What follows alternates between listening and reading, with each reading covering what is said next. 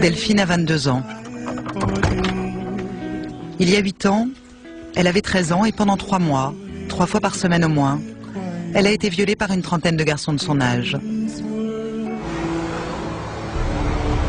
Avril 2008, cour d'assises des mineurs de Paris. Delphine attendait ce jour-là depuis 8 ans. Bizarrement, ce qui m'aura fait le plus de mal, en fait, ça a été parce qu'à la cour d'assises, chacun dit ce qu'il est devenu. Ils faisaient des métiers qu'ils aimaient, enfin, c'était ce qui est le plus important. Alors que moi, ils m'avaient agressé, ils m'ont volé 8 ans de ma vie. Je suis la victime. Et pendant ce temps-là, moi, qu'est-ce que j'ai eu? J'ai fait une dépression, j'étais en hôpital psychiatrique, alors qu'eux, ils ont continué leur vie comme si de rien n'était. L'audience s'est déroulée à huis clos. Elle a duré 3 jours. À son issue, tous les garçons furent reconnus coupables. Mais seulement 2 d'entre eux furent condamnés à 1 an de prison ferme. Pour les autres, ce fut de la prison avec sursis.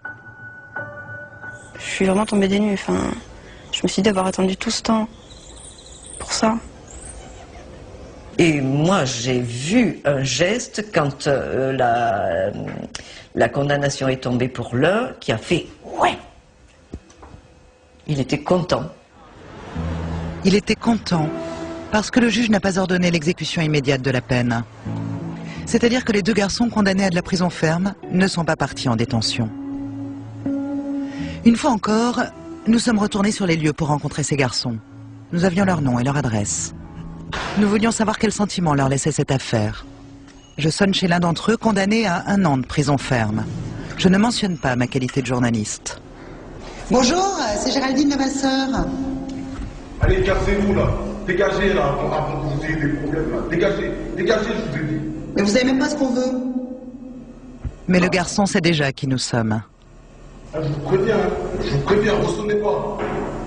Je vous préviens. Il a sûrement dû être averti de mon passage, la veille. Nous nous rendons chez un autre des garçons. Il habite juste un peu plus loin. Bonjour. Bonjour. Est-ce que c'est ici que... Oui. C'est le père du jeune homme que nous cherchons. Son fils n'est pas là, il est parti travailler. Nous lui parlons de l'affaire de Delphine. Ah mais c'est une histoire qui est déjà jugée, c'est fini. Oui, ça vient d'être jugé par la cour d'assises. Mais j'y étais, je suis venu. Ah oui, c'est sénégalais, c'est pour ça. Vous rentrez? Écoutez, avec plaisir. Oui. Le père semble être un homme posé. C'est très gentil à vous. Il n'accepte pas que nous filmions. Nous filmons en caméra discrète. Cet homme déplore l'attitude de son fils, mais tente de l'expliquer par son déracinement. Il n'est pas né ici, il est venu ici à l'âge de 12 ans, il s'est fait entraîner par les autres. Quand il est venu ici, il était complètement troublé. Moi j'ai même failli retourner au Sénégal avec les enfants. Je le connais. Pour le père, l'affaire est désolante mais close. D'autant que tous les dommages et intérêts dus à Delphine ont été réglés. Et ce, avec un procédé légal plutôt étonnant. Et à chacun, ils nous ont demandé le contrat d'assurance de la maison. Parce que dans le contrat d'assurance de la maison, il y a les viols et tout, et la responsabilité civile. On leur a donné. Et depuis lors, c'est fini. Moi, j'avais donné... C'est pas vous qui payez? Non. C'est comme ça que ça se passe dans les contrats d'habitation. Cette déclaration est stupéfiante mais juste. Selon le Code des assurances, les parents sont responsables des faits commis par leurs enfants mineurs. Même s'il s'agit d'un viol, la réparation des dommages causés par l'enfant est alors prise en charge par l'assurance multirisque habitation des parents. Moi, il a été condamné à 4 ans, dont 3 avec sursis, ça veut dire à ferme? Je crois. Oui, non, mais ça veut dire à ferme. Mais moi, je sais rien. Mais moi, je vous le dis. Non, il n'a pas encore rejoint la prison. Il est là, il travaille. Et madame n'amène pas de problème ici. N'amène pas de problème ici. Bon, d'ailleurs, pour commencer, foutez le camp. Donnez-moi mes papiers et sortez de chez moi. Donnez-moi tout. Non, ça c'est à moi. Non, faites-moi voir. Celui qui est en bas. C'est à moi. Dégagez.